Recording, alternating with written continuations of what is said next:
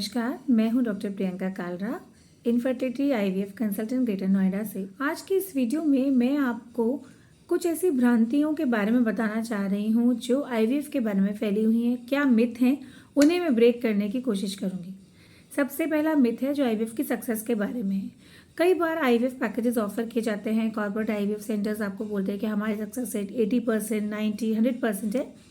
तो मैं आपको ये बता दूं कि दुनिया भर की रिसर्चेस में, दुनिया भर की बेस्ट से बेस्ट लैबोरेटरीज में आप गूगल और यूट्यूब पे भी चेक कर सकते हैं, जो एवरेज सक्सेस रेट एक आईवीएफ साइकिल का है वो 40 to 50% ही होता है। तो क्या आईवीएफ हमेशा ऐसा रहता है? क्या इसकी सक्सेस रेट 50% से ऊपर नहीं जाती? ऐसा नहीं है। अगर हम सरप्लस एम्ब्रियोज बना पाते हैं तो सेकेंड या थर्ड एम्ब्रियो ट्रांसफर तक हम 70 to 80% तक सक्सेस हासिल कर सकते हैं। दूसरी बात, क्या आईवीएफ में हमेशा ट्विन्स ही होते हैं? ऐसा बिल्कुल नहीं है। आईवीएफ में 2 एम्ब्रियोज डालने के बावजूद जो ट्विन रेट है वो सिर्फ 20% है। इसलिए आपको घबराने की ज़रूरत नहीं है कि आईवीएफ में सिर्फ ट्विन्स ही होते हैं। अगर आप सिंगल बेबी चाहते हैं तो वो भी आसानी से आईवीएफ के द्वारा पाया जा सकता है। तीसरी बात, ये भ्रांति बहुत ज़्यादा फैली हुई है और बहुत ज़्यादा डर है लोगों में कि आईवीएफ बहुत पेनफुल होता है।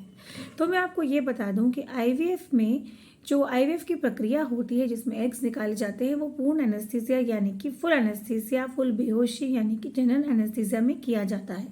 इसका मतलब है पेशेंट को ज़रा भी पेन नहीं होता।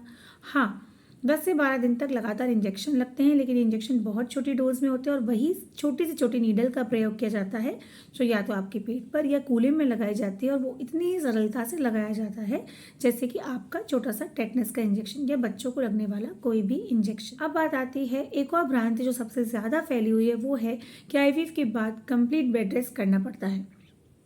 ऐसा बिल्कुल भी नहीं है। एम्ब्रियो ट्रांसफ़र के बाद 4 से 5 दिन के लिए हम आपको हैवी एक्टिविटीज़ करने के लिए मना करते हैं, क्योंकि वो सबसे इम्पॉर्टेंट टाइम होता है जब एम्ब्रियो इम्प्लांट करता है, यानी कि अपनी पकड़ बनाता है यूट्रस में, यानी कि गर्भाशय में।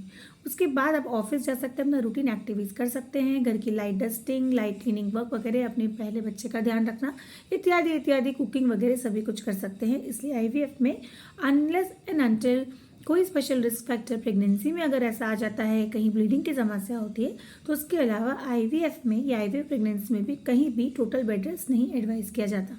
इस वीडियो में हमने कोशिश की है कि आईवीएफ की भ्रांतियों को मिटाएं और आपको प्रेरित करें कि अगर प्रेगनेंसी नहीं हो रही है तो आईवीएफ के ऑप्शन को कंसिडर करें, अपने डॉक्टर के साथ बैठें और आगे बढ़ें।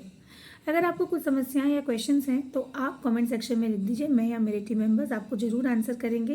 अगर आप हमें परामर्श लेना चाहते हैं तो ग्रेटर नोएडा में बीटावन स्थित आप हमारे सेंटर पर आ सकते हैं, जिसका पता मैंने डिस्क्रिप्शन में दे दिया है। नमस्कार।